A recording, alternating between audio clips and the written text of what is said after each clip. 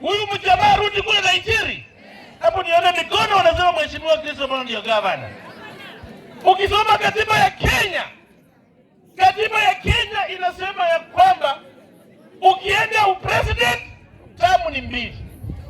Ukipika chapati, sisi mnakula chapati.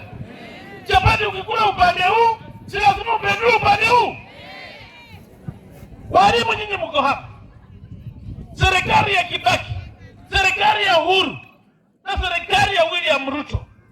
William Ruto peke yake ameandika walimu 100,000. Wale wengine hawasifikia nusu yake. Amesaidia walimu ama hajasaidia? Hiyo ni maendeleo ama si maendeleo? Hiyo ni fire ama si fire? Hiyo ni noma ama si noma? Sisi tuko hapa na tunaambia William Ruto aende tamu yake ya pili kama Uhuru Kenyatta na kama Kibaki.